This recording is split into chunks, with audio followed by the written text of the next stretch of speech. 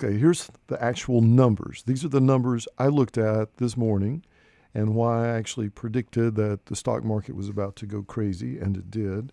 And it's what others are looking at that are giving a more hopeful prospectus. And it involves comparing the numbers of Italy with the numbers of China, with the numbers of the United States, with the numbers of the flu. So let's look at the numbers. You can decide what you want to do with them. I'm not saying that you go outside and run around in a big crowd, but it could be that the math actually helps you make some sense of the newspaper. There's a book you can buy on Amazon called A Mathematician Reads the News, which I recommend everybody with a brain buy and read, because a mathematician reading the news will not necessarily interpret it the way the newscaster will want you to interpret it. So, not a conspiracy guy, I'm just a math guy. So here's what I'm looking at. In the whole world so far, as of this moment on March 24th, 2020, there's been 421,000 cases of coronavirus, 18,000 deaths. All right, that's a lot of people, and if that's part of your family, it's tragedy. One death, if it's your loved one, is a tragedy. So let's look at China and look at this is the number. You guys who might have watched my video earlier in the week know this is the number I'm watching. I want to know what are the daily new deaths in China and what's the timeline. All right, so admittedly in China, it's communist. If they tell you to stay inside, you better stay inside. So there's no freedom of speech. There's not even freedom to have as many babies as you want until fairly recently. So they can pretty much control their population. And right now, you can see around the daily deaths went up. New daily deaths in China went from 24, 16, 50, the peak 146 daily deaths, and then it sort of peaked out there, and then it tapered off. New daily deaths to around 7 today. All right? Now, by the way, there's about 30 people per day die from, I'll get to those numbers. So this is China. Now look at the time frame. Starting at about 150 deaths per day, when that happened in February the 12th, it was 1, 2, 3, 4, 5 weeks before it started to taper off down to here. Now, one thing to keep in mind, when this world is different than this world, there's a thing called herd immunity. So the reason you don't have to worry as much about it going crazy, yes, there's no crystal ball. The world can go crazy. There can be a new pathogen pops up tomorrow. But this world is different because the 86% or so of people who got it with no symptoms are now immunized, so it's more difficult to spread it to those people. Where in this side, it's going up, no one's been exposed to it. So look at those numbers. Now let's compare that with Italy. So Italy, here we go. We're looking, and 3 days ago, this was looking scary, 793 deaths per day.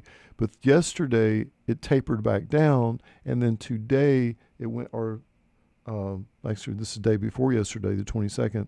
This was yesterday, it was down to 601. So it appears to be falling off. We don't know for sure. Maybe in 5 more days, it pops back up, because if you go back and you look at the China numbers, it wasn't a peak, it was sort of a plateau, and then it fell down.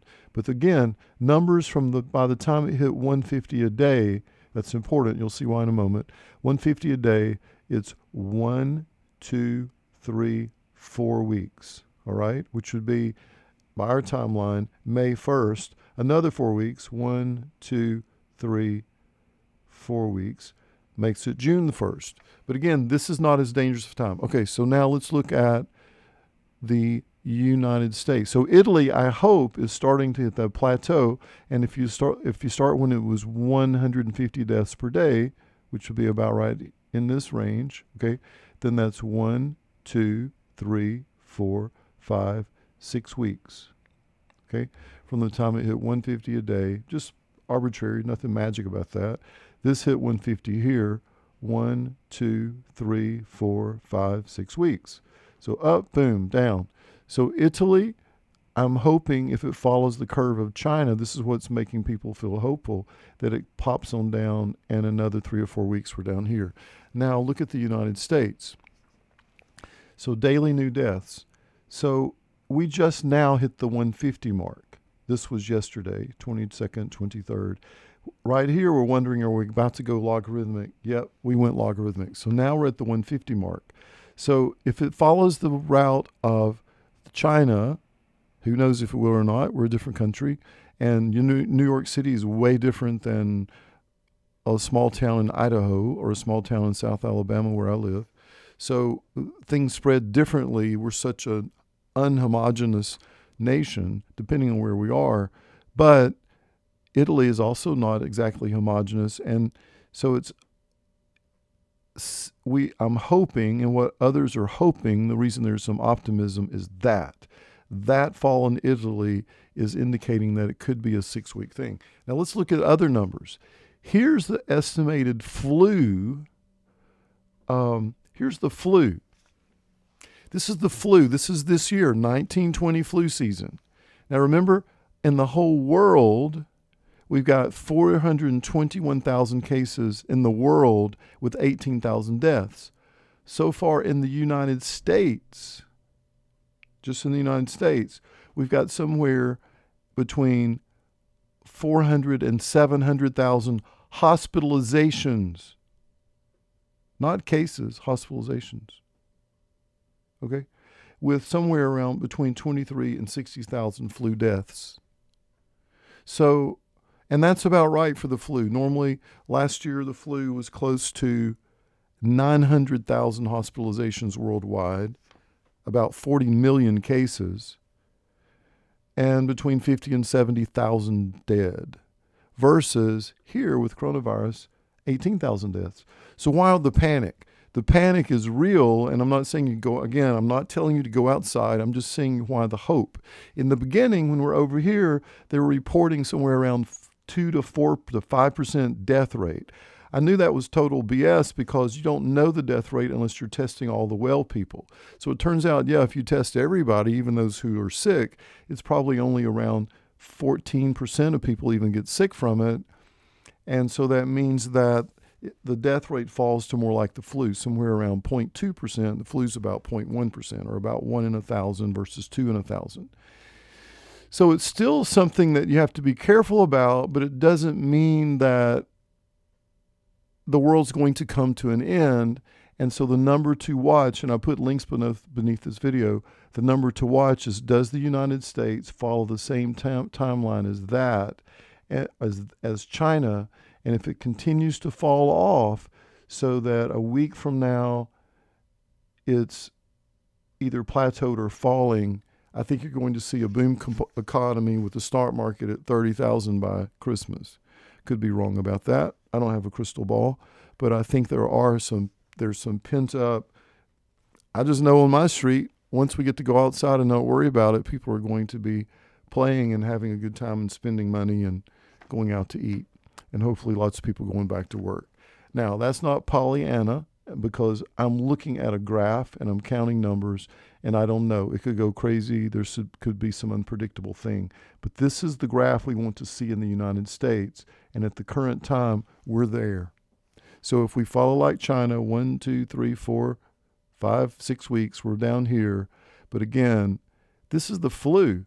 And what's interesting to me is that you can have so far, this is the United States, this isn't the world. So far in the United States, you see this?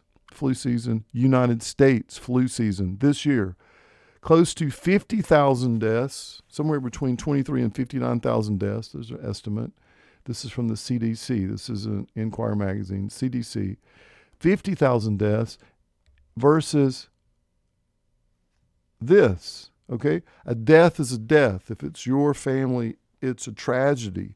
But this is why you see people saying, well, I don't know. If it turns out to have a mortality rate like the flu, similar to the flu, why don't we go out to eat and have a party? That's the question. I don't know the answer yet. Stay inside, do what your people are telling you to do in your town.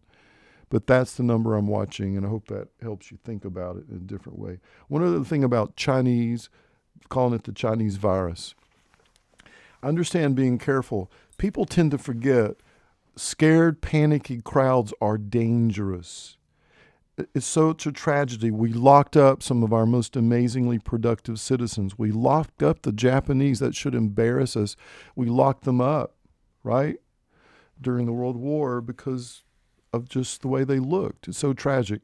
And so it's worth being careful about categorizing the virus as having a nationality.